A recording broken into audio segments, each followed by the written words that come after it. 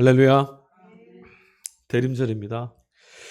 여러분 강단에 초를 점화한 것처럼 우리들의 마음속에도 새로운 빛이 켜지기를 소망합니다.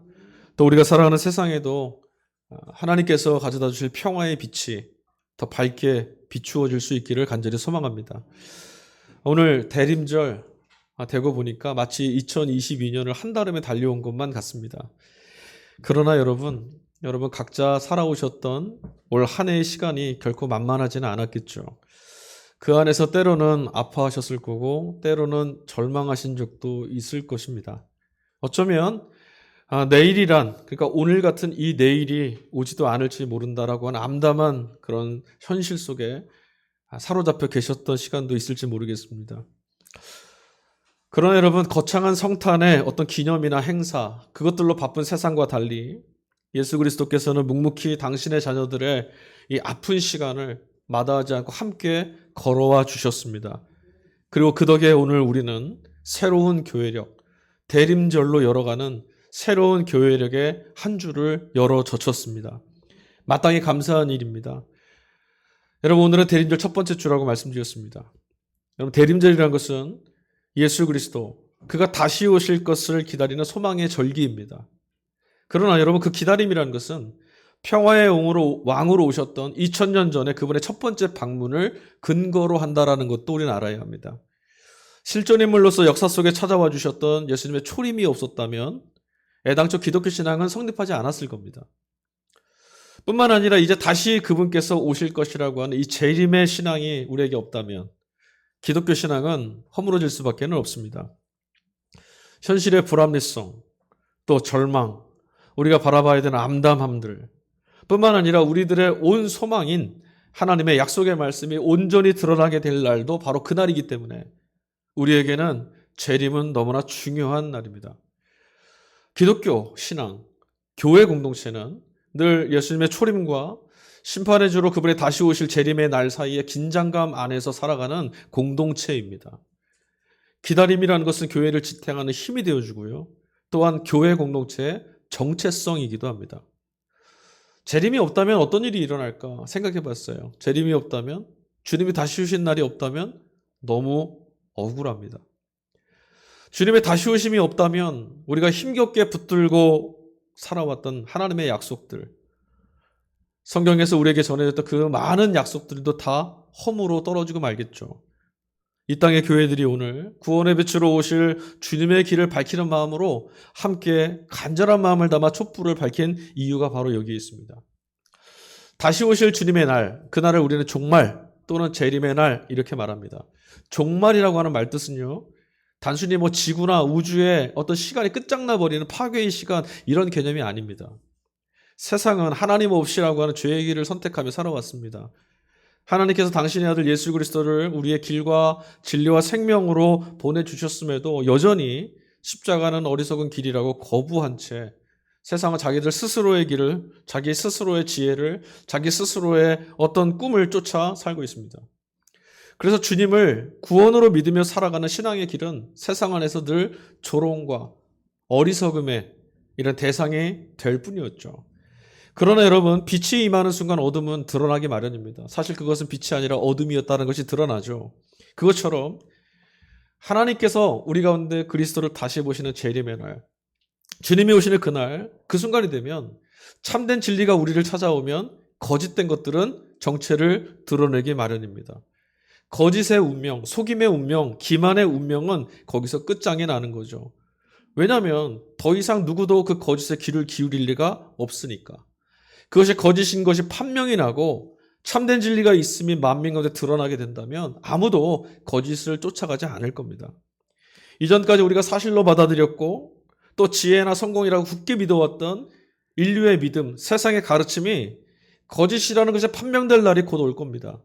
예수님이 우리에게 찾아오시는 그날에 세상에서 조롱받았던 우리의 길이 생명의 길이었음을 모두가 알게 될 겁니다.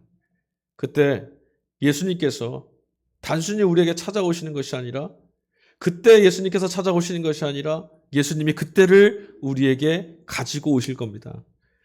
예수님의 재림을 여러분 단순히 성탄을 준비하는 대림의 어떤 기간이나 이벤트로 생각하지 않으셨으면 좋겠어요. 거짓과 죽음으로 팽배해진 우리의 세계, 아무리 둘러봐도 소망이 없지 않습니까? 무엇으로 우리의 운명을, 인류의 내일을 열어젖힐 수 있겠어요? 아무것도 할 수 없는 그런 세계에 우리 땅, 우리의 세계로, 우리의 날로 하나님께서 찾아오시는, 우리 밖에서 찾아오시는 구원의 사건, 하나님이 침투해 오시는 사건이 바로 재림이에요. 주님의 재림, 여러분 믿고 계십니까? 주님이 다시 오실까요? 언제쯤 오실까요, 여러분? 우리는 주님의 재림을 그가 다시 오실 것이라는 것을 분명히 믿고 있습니다. 또 그렇게 말하고 싶고 그렇게 믿으며 살고 싶습니다. 하지만 실제로는요, 대부분의 시간을 우리는 재림을 인식하지 못한 채 살아갑니다. 제가 대림절 준비하면서 혼자 교회를 청소하고 추리를 달고 설교 준비하면서 그런 생각했어요. 1년 365일 대림절이 있기 전까지 성령 강림절 마지막 주까지 왕국절에 이르기까지 우리가 과연 예수님의 재림을 새해 첫날부터 얼마나 인식하며 꿈꾸고 소망하며 살아왔을까? 전혀 생각하지 않았다가 뜻하지 않게 오늘 대림절 첫 주를 맞이한 것 같은 그런 기분이 들더라고요. 우리는 그동안 슬플 때는 슬퍼서, 기쁠 때는 기뻐서, 근심이 있을 땐 근심이 있어서, 염려나 근심이 있을 때, 두려움과 절망이 있을 때 그것 때문에, 행복할 때는 행복해서 예수님의 재림이 우리 삶의 이유나 근거가 되지 못한 채 살아왔어요. 오히려 대부분의 시간을 우리는 내 이름을 내고 그런 식으로 내 자신을 자꾸 세워가는, 세상이 말하는 성공, 세상이 말하는 너의 생명은 여기 있어 라는 것, 이거 확인하려고 몸부림치며 살아왔었죠. 세상의 방식입니다. 하지만 초기 교회 공동체, 기독교 공동체는 달랐습니다. 그렇지 않았습니다. 바울 사도의 고백처럼 이미 초기 교회 성도들은요, 이미 세상에 대해서 그들 자신은 죽었다라고 고백했습니다. 우린 이미 끝났다. 그리고 오직 하나님 앞에서만 나는 살아있는 자다. 주님께서 나를 살아있는 자로 다시 일깨워 주실 날이 올 거라고 하는 주의 재림의 날을 그들은 붙들고 살아왔습니다. 나는 다시 살 것이다. 그날에. 이런 면에서 보면 여러분, 종말이나 재림신앙이라는 것이요, 언제 어떻게 이루어질 것이냐, 이것이 중요한 게 아니라 우리의 정체성이 과연 누구냐, 나는 누구인가, 재림 앞에 서 있는 나, 재림의 초대를 받은 나는 과연 누구인가라고 하는 이 정체성의 문제라는 것을 우리는 알아야 됩니다. 여러분들에게 이 대림, 주님의 다시 오심이라고 하는 이 재림의 날이 어떤 의미를 갖는지 모르겠습니다. 오늘 우리 같이 읽진 않았지만 일독서 본문으로 주어진 말씀이 구약성경 이사야서 2장 말씀입니다. 이사야서 2장 말씀 안에는요, 생각만 해도 가슴이 뛰는 놀라운 예언의 말씀이 한 구절 들어 있습니다. 제가 읽어드리겠습니다. 주님께서 민족들 사이에 분쟁을 판결하시고 백성 사이에 갈등을 해결하실 것이니 그들이 칼을 쳐서 보습을 만들고 창을 쳐서 낫을 만들 것이며 나라와 나라가 칼을 들고 서로를 치지 않을 것이며 다시는 군사 훈련도 하지 않을 것이다. 아멘. 환상 같죠? 이런 날이 올까요, 여러분? 핵무기를 만든다, 뭐 한다 하면서 우리 운명이 벼랑 끝에 내몰린 것 같은 세상을 우리 살아가고 있는데, 이사야를 통해서 주신 하나님 말씀, 그의 나라는 너무나 환상 같습니다. 세상의 방식이 끝나고 하나님께서 이루시는 날, 그 마지막 때의 모습을 이사야는 이렇게 아름다운 말씀으로 설명하고 있습니다. 칼을 쳐서 보습을 만들고 창을 쳐서 낫을 만들 것이다. 사람을 해하고 생명을 파괴하는 모든 무기들이 사람을 살리는 무기로, 사람을 살리는 도구로 바뀔 것이다. 이 말씀을요, 선지자 미가도 외쳤습니다. 미가서 4장 3절에 똑같은 말씀이 있어요. 칼을 쳐서 보습을, 낫을 쳐서, 창을 쳐서 괭이를 만든다. 이런 말씀이 미가서에 똑같이 들어있어요. 그런데 이런 말씀을 읽을 때 너무나 환상스럽고 너무나 좋은, 너무나 감격스러운 말씀인데, 이런 날이 정말 올지, 전쟁의 소문이 정말 끊어질까, 매일매일 눈을 뜨면 새로운 갈등의 이야기, 전쟁의 이야기들, 온갖 살상무기들이 개발되어져가는 끊이지 않는 이런 세상의 모습을 보면서 주님의 날이 정말 올 수 있을까? 단지 주님의 날이 늦어지는 수준이 아니라 애당초에 불가능한 것들을 우리에게 희망 고문하는 건 아니었을까? 이런 절망감을 떨쳐낼 수가 없습니다. 물론 성경은 다른 말씀도 들어있어요. 이런 우리들 때문에 우리 이런 생각이 사로잡힌 우리를 염두에 두신 건지 몰라도 베드로후서 3장 9절에 보니까 주께는 하루가 천년 같고 천년이 하루 같으니 우리가 더디 온다고 생각하는 주님의 약속은 주님 편에서 보면 결코 늦어지는 것이 아니다. 이런 말씀이 있어요. 뿐만 아니라 데살로니가전서 5장에도 가보면요, 이런 말씀도 있습니다. 그날은 도둑까지 찾아올 것이다. 오늘 복음서 말씀에도 나와 있는데 그날은 도둑처럼 찾아올 것이다. 그런데 여러분, 이런 말씀을 들어도 정작 우리에게 큰 위로가 되지 않습니다. 그래, 그럴 거야. 하지만 나는 지금 재림의 약속을 기다리는 것이 너무나 힘겹습니다. 어떻게 해야 될지 잘 모르겠습니다. 정말 그날이 올지 안 올지 의문을 갖는 우리들의 이 문제를, 이 두 가지 말씀들, 성경에 나와 있는 다른 말씀들이 우리에게 아무런 해결을 못 주는 것 같은 답답함이 우리에게 있습니다. 이제 오늘 복음서 말씀, 예수님이 우리에게 주셨던 말씀을 한번 들어봐야 되겠어요. 복음서 말씀 안에는요, 두 가지 이야기가 소개되고 있습니다. 첫 번째 이야기는 구약에 나와 있는, 창세기에 나와 있는 홍수 이야기입니다. 그리고 두 번째 이야기는 남겨져 있는 사람들에 관한 이야기입니다. 두 이야기의 공통적인 건 무엇이냐면 갑작스럽게 찾아온 종말입니다. 종말의 시간, 너무나 느닷없이 갑작스럽게 찾아와요. 다시 말하면 하나님이 하나님의 때에 하나님의 주권대로 가져다 주시는 게 종말이에요. 그런데 여러분, 이런 말씀을 들으면 사실 우리의 마음이 좀 불편해요.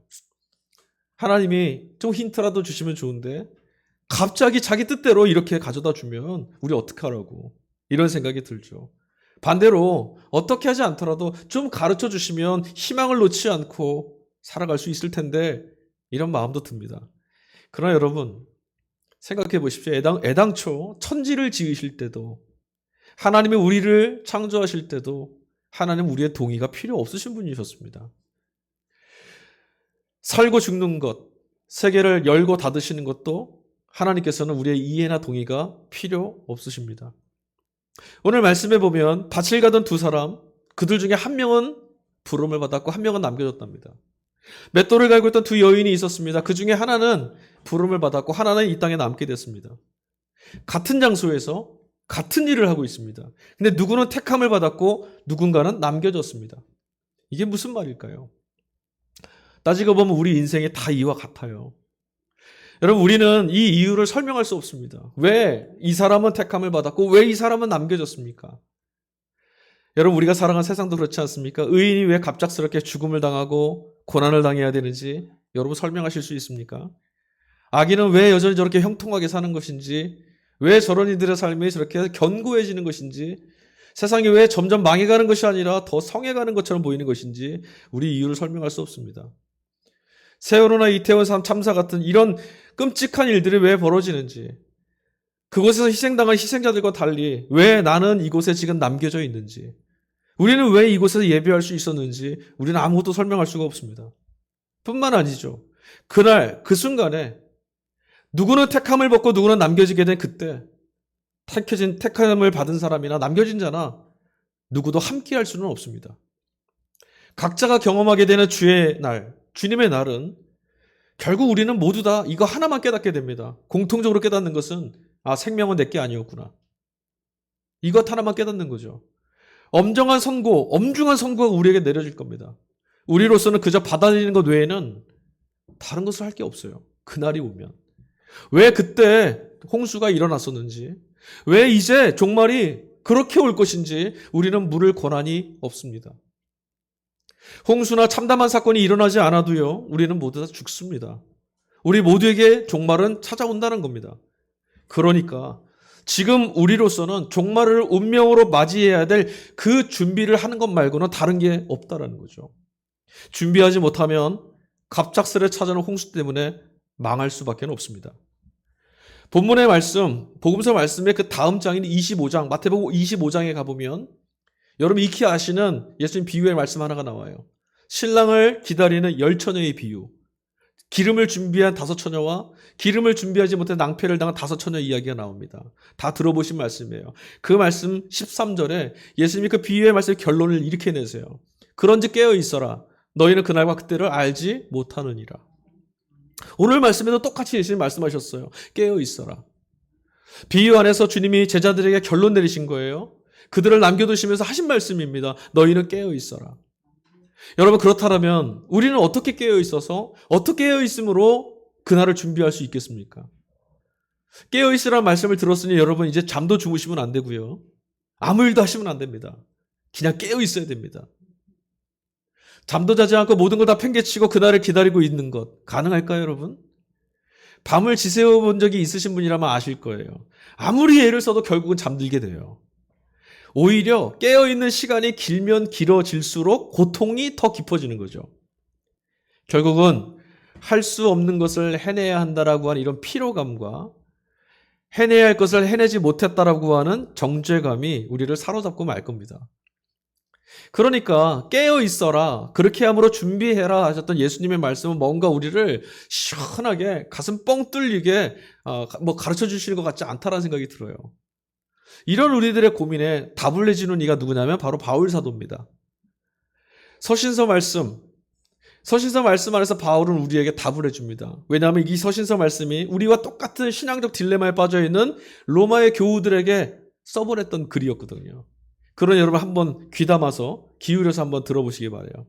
로마서 13장 13절입니다. 11절 말씀부터 읽어줄게요. 여러분은 지금이 어느 때인지 알고 있습니다. 잠에서 깨어야 될 때가 벌써 한참이나 지났습니다. 이렇게 말을 시작해요, 바울이.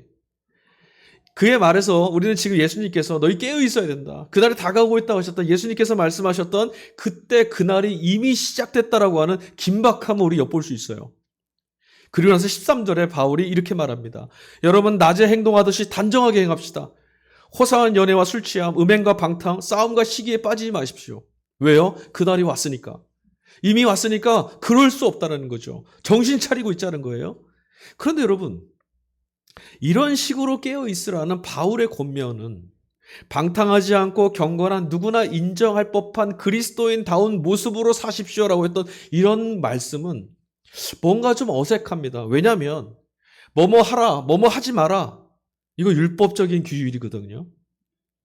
이런 식의 율법을 지키는 것을 결론으로 삼는다는 것은 바울답지 않아요. 왜냐하면 바울은 율법이 아니라 은혜와 믿음으로 구원받는다라고, 오직 그것으로 우리는 구원받는 것이다라고 믿었던 사도였고 그것을 우리에게 전했던 사도입니다. 바리새인 중에 바리새인이었으며 율법으로 하면 그 누구보다도 뛰어났던 사람이었지만 바울은 이미 예수 그리스도를 통해서 삶의 방향을 완전히 바꿨던 사람이었어요. 율법으로는 불가합니다라고 선언했던 사람이었어요. 여러분, 율법이라는 것은요, 제가 아무리 잘 지켜내도 하나를 어기면 결국은 그냥 율법을 어긴 자입니다.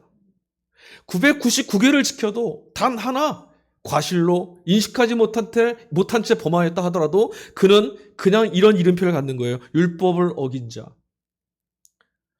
율법을 지켜내야 된다라고 하는 이 강박과 지켜내지 못했다라고 하는 이 정죄감. 율법은요, 늘 우리들에게 죄인이라고 하는 멍에, 무거운 멍에를 짊어지도록 강요합니다. 율법을 지키면 지키려고 할수록, 여러분 율법 잘 지키려고 하시면, 말씀 잘 지켜내시려고 하면 어떤 마음이 듭니까? 편하십니까? 여러분 삶을 편하게 마음껏 사실 수 있습니까? 안 되잖아요. 불편합니다.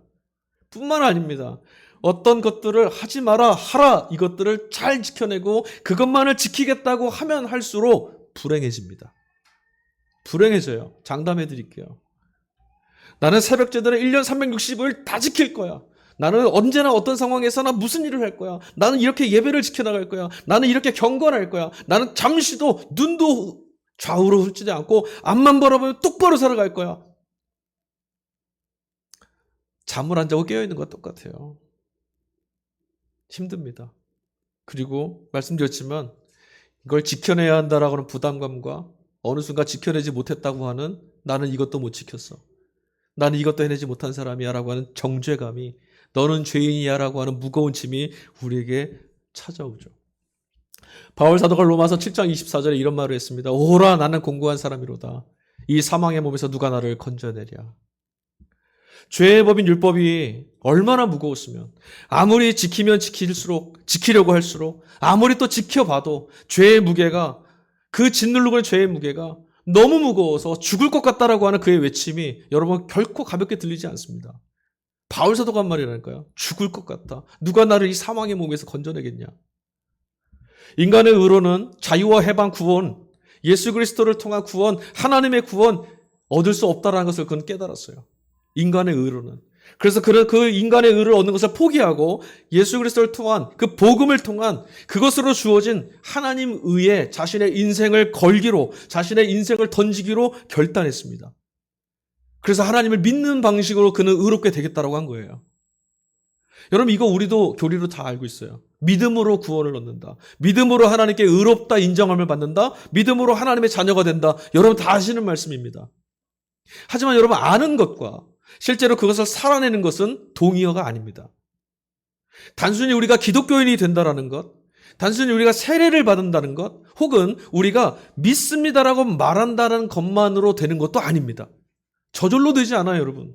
우리가 교회 다닌다고 율법의 모든 것으로부터 무게로부터 벗어나고 하나님의 은혜와 하나님의 의와 하나님의 인정이 갑자기 내 안에 경험되고 사로잡혀지는 거 아닙니다.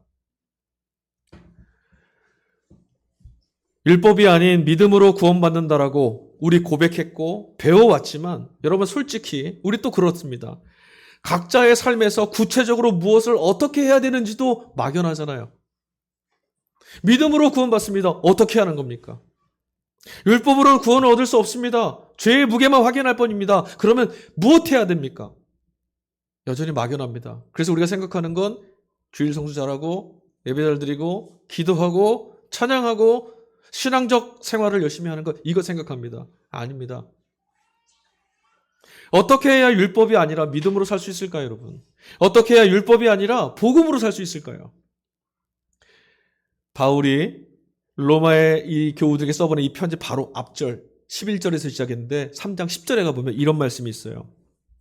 사랑은 이웃에게 악을 행하지 아니하나니 그러므로 사랑은 율법의 완성이니라. 사랑할 때만 악을 행하지 않을 수 있으니까 이것이야말로 율법의 완성이 아니고 무엇이겠느냐 하는 말입니다. 우리는 율법을 벗어나려고 율법이 너무 무겁습니다. 이걸 좀 벗겨냈으면 좋겠습니다라고 고민하고 있는데 오히려 사도는 지금 뭐라 말했습니까? 율법의 완성에 대해서 말하고 있습니다. 예수님도 이렇게 말씀하셨죠. 예수님은 당신께서 이 땅에 오신 것이 율법을 폐함이 아니라 율법을 완성하러 오셨다고 하셨어요. 율법은 완성돼야 됩니다. 생각해보니까 근데 이 말씀이 맞습니다. 왜냐하면 우리 안에서 율법이 성취되고 완성되지 않는 한 끊임없이 율법은 우리를 율법에 모자라고 율법을 지키지 못한 죄인이라고 몰아세울 겁니다. 피고속으로. 그래서 율법의 문제가 해결돼야만 합니다. 모든 것이 완성됐습니다. 더 이상 율법이 나를 고발할 게 없습니다가 돼야 되는 거죠. 바울이 말하는 여기서 말했던 사랑, 여러분 바울이 말하는 사랑은 단순히 누굴 좋아하거나 아끼거나 하는 이런 감정이나 태도를 말하는 게 아닙니다. 이 말대로 하면 악을 행하지 않게 하는 능력이 바로 사랑입니다. 이웃에게 악을 행하지 않는데요. 사랑은 그러니까 우리가 악을 행하지 않고 선을 행하는 것, 즉 율법을 지킬 수 있는 모든 힘이 어디서 오냐? 사랑이라는 데서 온답니다. 사랑은 바로 능력인 거죠. 그러니까 단순히 여러분 내가 저 사람을 사랑해 이런 감정, 난 예수님을 사랑해 이거 말하는 거 아니라는 거예요. 어떤 능력이에요. 악을 행하지 않도록 우리를 건져내는 능력. 그래서 사도는 사랑은 하나님께로부터 온다. 요한 사도는 그래서 하나님은 사랑이시다. 이렇게도 말했어요. 하나님께로부터 온다는 거죠. 문제가 있어요. 모든 악을 행하지 않을 수 있는 사랑의 능력이라고 했는데 문제는 우리가 사랑할 수가 없다라는 거예요. 우리는 사랑할 수가 없습니다. 사실 남을 잘 대해주고 우리 그런 척 할 수 있습니다. 겉으로 보이는 것으로는 그러나 우리는 아무것도 알 수 없습니다.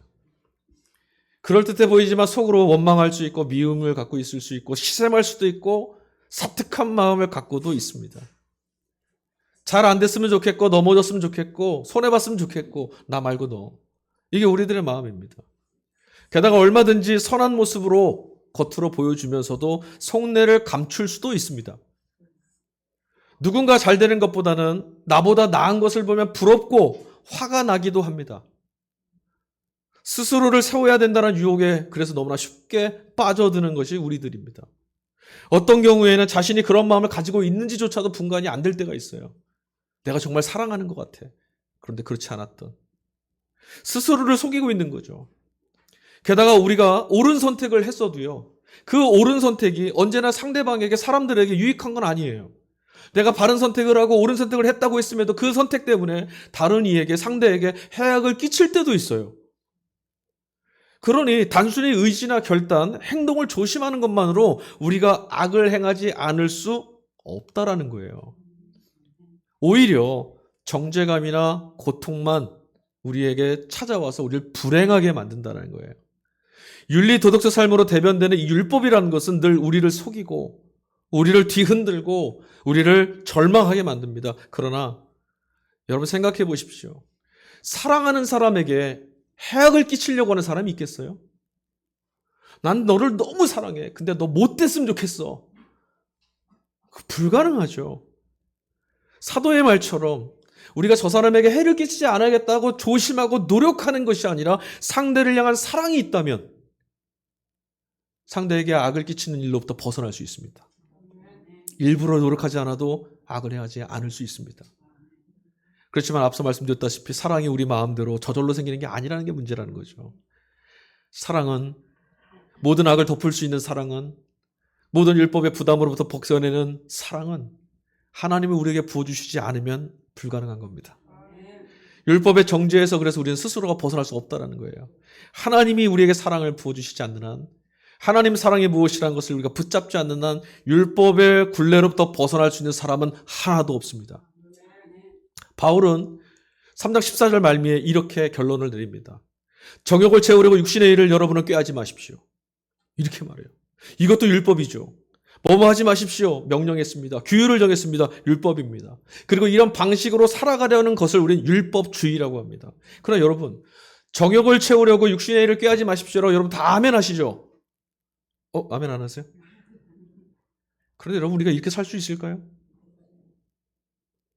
정욕을 채우려고 육신의 일을 도모하지 않으면 살 수 있을까요? 육신의 일이 뭘까요, 여러분? 이 땅에서 살아가는 거예요. 우린 밥을 먹어야 살고요. 먹고 마셔야 살고 배변해야 삽니다. 육신의 욕망을 거스르면서 살 수는 없습니다. 그러니 지금 이 말씀, 우리 수준의 힘으로는 육신의 욕망을 거스르려 할 수 없는데 그것을 우리에게 거스르라 하거나 강요하는 순간 할 수 없는 것을 억지로 하게 되는 율법주의로 떨어지게 되는 거고 할 수 없는 걸 해야만 하니까 부담이 되고 할 수 없는 걸 하다가 무너졌을 때 역시 나는 죄인이구나 하고 마는 거죠. 그럼 우리는 어떻게 해야 될까요? 14절에 있는 상반절에 있는 말씀이 바로 바울이 우리에게 주는 최종적 답변입니다. 빛의 갑옷을 입으십시오. 주 예수 그리스도로 옷 입으십시오. 이것이 바울이 주는 마지막 결론이에요. 그렇습니다, 여러분. 악을 행하지 않을 수 있는 능력, 사랑이 하나님만이 주실 수 있는 능력인 것처럼 하나님께로부터 오는 능력에 사로잡히지 않으면 그런 것 외에는 우리에게 다른 능력, 다른 방법, 다른 길은 없습니다. 우리가 무엇을 해서 안 됩니다. 우리가 좀 더 세련되게, 우리가 좀 더 의로운 것처럼 아니요, 그렇게 되지 않습니다. 아무것도 할 수 없어요. 하나님께로부터 오는 능력에 사로잡혀야 되는데 그 능력을 뭐라고 말했냐면 바울은 주 예수 그리스도로 옷 입는 것입니다 라고 말했습니다. 그렇게 먹이고 입히시는 하늘 아버지의 은혜에 사로잡혀서 살아가게 될 때만 그때만 우리가 육신의 일을 도모하지 않으며 살 수 있다는 거예요. 육신의 일을 없이 살 수는 없지만 거기에 사로잡히지 않는 방법은 육신의 방식이 아닌 하나님이 먹이고 입히시는 것을 고백하고 경험할 때만 가능하다는 거죠. 자, 제가 오늘 마지막 질문을 여러분께 드려야겠어요. 그러면 예수 그리스도로 옷 입는다는 건 뭘까요? 예수 그리스도로 옷 입는 건 어떤 거예요? 엑스라지입니까? 라지입니까? 그리고 예수 그리스도로 옷 입는 것이 이 대림절에 무슨 의미가 있을까요? 여러분, 예수님은 이렇게 걸쳐 입는 옷이 아닙니다. 여러분 한번 생각해 보세요. 누구를 만나러 가시거나 결혼식에 가시거나 어디 잔치에 가시거나 그럴 때 중요한 사람을 만나러 가실 때 여러분 옷장을 열고 한참 씨름하시죠. 어떤 옷이 예쁠까? 어떤 것이 귀할까? 얼마나 값진 걸 입을까? 얼마나 좋은 걸 입을까? 고민하실 거예요. 이것저것 입었다 벗었다 계속 하실 겁니다. 그런데 여러분 화장실 갈 때는 어떠세요? 목욕탕에 갈 때는 어떠십니까? 목욕탕에 갈 때는 오히려 옷을 다 벗어야 됩니다. 비싼 옷을 입으려고 좋은 옷을 입으려고 애쓰는 사람은 없습니다. 그냥 훌훌 털어버릴 수 있는 옷을 입죠. 그리스도로 옷 입으라는 것은 바로 이것입니다. 무엇을 더 입을까, 무엇을 더 덧입을까 고민하지 않는 예수 그리스도를 통해서 주신 하나님의 은혜 외에는 다른 것을 입을 필요가 없는 오직 하나님의 은혜로 나는 충만하다라고 하는 충분하다라고 하는 사건. 이게 예수님으로 옷 입는 겁니다. 주님이 계시니 이 문제 해결 안 돼도 괜찮고 주님이 계시니 곳간이 좀 비어 있어도 괜찮고 주님이 계시니 내가 좀 우울해도 괜찮고, 주님이 계시니 세상에서 손가락질 받아도 괜찮고. 이게 예수 그리스도로 옷 입는 겁니다. 그래도 나는 살 수 있어요. 하나님이 나를 그래도 죽은 자들 가운데서 살아있는 자로 불러주실 거예요. 이거죠. 다시 말씀드리자면 예수님의 운명을 나의 운명으로 받아들이라는 겁니다. 그분으로 충분하니 다른 선택은 우리에게 필요 없다라는 것을 받아들이시라는 거예요. 그런 선택에 강요받지 말으시라는 거죠. 예수님으로 충분하다라고 했던 여러분의 고백을 실감하시는 게 중요합니다. 예수 그리스도로 옷 입는 삶은 이전까지 우리가 입으려고 붙들었던 것들, 또 입어야만 한다고 매달렸던 것들, 이것 입지 않으면 안 된다라고 했던 것들, 이것 입지 못하면 죽는다고 생각했던 그런 것들을 벗어내는 겁니다. 더 열심히 하는 것이 아니라 더 안 하셔보셔야 돼요. 그래도 살려주는 게 있다라는 걸 그때 경험하셔야 돼요. 그게 예수님이죠. 내가 아무것도 할 수 없었고, 아무것도 못했고, 아무것도 안 했는데도 예수님이 날 살려주셨어. 이게 복음입니다. 내가 이것도 했고, 이런 일을 했고, 이만큼 해서 은혜를 경험했어? 아닙니다. 기만된, 복음으로 기만하고 가장한 율법주의입니다. 그럼 결국은 그걸 못했을 때 또 절망하실 겁니다. 내 생명을 온전히 그리고 선하시고 풍성하신 하나님의 손에 맡겨드릴 수 있는 것. 그런데 여러분, 이렇게 사시는 분들은 다 이렇게 말씀하실 거예요. 결론은 그게 맞는데 하나님 손에 맡겨드리는 것 너무 힘들어. 여러분, 하나님 손에 맡겨드리는 거 쉬우셨어요? 이거 아니면 죽을 것 같다고, 이것만 있으면 좋겠다고 했던 것 포기하시는 게 쉬우시던가요? 하나님 손에 올려드린다는 것은요, 그 순간만큼은요, 죽는 것처럼 힘이 듭니다. 죽을 것 같은 걸 놓는 거거든요. 이것 아니면 죽을 것 같고 망할 것 같은 걸 하나님으로 충분합니다. 포기하는 거거든요. 얼마나 힘들었으면, 그것을 놓는 것이 얼마나 힘들었으면 바울 사도는 그래서 나는 날마다 죽노라 이렇게 말했겠어요? 그래서 여러분, 예수 그리스도를 옷 입는다는 것은 믿음 없이는 절대 못하는 겁니다. 하나님을 믿을 때만, 예수님의 길을, 십자가와 부활의 길을 내 운명으로 믿지 않고는 그 옷을 입을 수가 없습니다. 예수를 믿는다는 것 계속 말씀드리지만 예수 그리스도께 여러분의 삶을 일치시켜가는 거예요. 예수님과 상관없이 사는 것이 아니라 예수님의 시간을 사시고, 예수님이 살던 방향으로 사시고, 예수님이 들으시던 말씀을 듣고, 예수님이 바라보시던 하나님을 바라보면서 사시는 거예요. 우리 교회 이름을 따라가고 있습니다. 매 주일 주보에도 설교도 교회력 몇 주 무엇으로 어떤 메시지로 여러분께 설교하고 있습니다. 모두에도 말씀드렸지만 우리는 대림절을 한 번도 의식 안 하며 살아왔습니다. 예수의 죽으심도 생각해 본 적이 없었고 예수의 부활도 생각 안 하고 살다가 그때가 딱 됐을 때 우리 생각하죠. 예수님 부활하셨지. 이게 아니라는 거죠. 우리에게 주어진 1년의 시간, 그렇게 1년의 시간을 살아내서 1년, 2년, 10년 우리에게 주어진 인생을 그리스도의 시간표, 그리스도의 살아가신 걸음을 쫓아 똑같이 따라가는 거예요. 그게 교회력이거든요. 예수 그리스도께 내 삶을 일치시켜보는 겁니다. 그분이 오늘 이 주에 이렇게 사셨고 이런 말씀을 하셨으니 나도 이 주간에 이 말씀을 붙들고 하나님께 이어져 살아가야지. 이게 필요한 거예요. 더 없는 설교를 들으신다고 여러분이 구원을 경험하는 게 아니라 예수 그리스도께 여러분 스스로의 인생과 시간을 일치시켜가는 경험을 했을 때 참된 자유를 얻을 수 있어요. 예수님께서는 그런 사람들을 당신의 자녀로, 당신의 백성으로, 당신의 생명을 아낌없이 나누어 주셔서 함께 가자고 손을 내미시거든요. 그리고 하나님은 그런 이들을 당신의 백성이라고 인쳐주시고 인정하시거든요. 그리스도로 옷 입는 것, 그것이야말로 재림, 정말 주님의 날을 준비하는 가장 완벽하고 바른 태도입니다. 주님의 날은 도덕처럼 임한다고 했습니다. 더욱이 그날은 하나님 아버지께만 속해 있는 비밀스러운 방식으로 어느 날 찾아오는 그런 날입니다. 그래서 아무도 알 수 없어요. 누구라도 깨어있지 않으면 그런데 낭패를 당하죠. 그런데 그날이 지금 예수 그리스도와 함께 지금 여기에 임하였답니다. 어떻게 하면 좋을까요, 여러분? 도둑같이 찾아오는 날이 이미 임해서 어느 날 그게 확 드러날지 몰라요. 어떻게 해야 될까요? 여러분, 우리는 이미 예수 그리스도를 통해서 우리 곁에 그 비밀스러운 날이, 그 비밀스러운 사건이 찾아와 있음을 이미 발견한 사람들이잖아요. 도둑처럼 그날이 임한다고 해서 여러분 두려워할 필요가 없어요. 불안할 필요가 없어요. 믿음으로 우리의 그 날이 되어주시고 그날의 주인 되어주시고 우리의 구원이 되어신 예수 그리스도로 옷 입고 그 은혜에 초대를 하신 그 넘치는 은혜에 기뻐하시고 그 기쁨으로 내 삶의 능력 삼아서 하루하루를 살아가시면 돼요. 여기 있다 저기 있다 귀 기울일 필요 없고 이리로 와라 저리로 와라 따라갈 필요 없어요. 주님은 오늘 우리들을 안전하게 지켜내시기 위해서 찾아오셨지 않습니까? 그날은 어디 있습니까? 이미 우리에게 찾아와 있습니다. 우리 그날을 이미 지나가고 있는 사람들인데 왜 불안해하고 왜 염려합니까? 우리 영혼은 안전합니다. 여러분, 우리들의 삶은, 우리들의 생명은 하나님 손에 들려져 있습니다. 예수 그리스도가 지켜주실 겁니다. 오늘 우리가 패망한다 하더라도 하나님은 우리를 다시 일으켜 세우실 겁니다.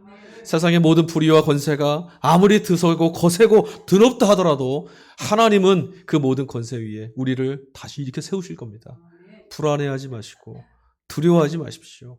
그날을 예수 그리스도로 옷 입는다는 것을 여러분의 매일매일의 시간 속에서 경험하시고 예수님과 동행하는 한 삶을 살아내실 수 있기를 주님의 이름으로 간절히 축원드립니다. 대림절 첫 번째 주입니다.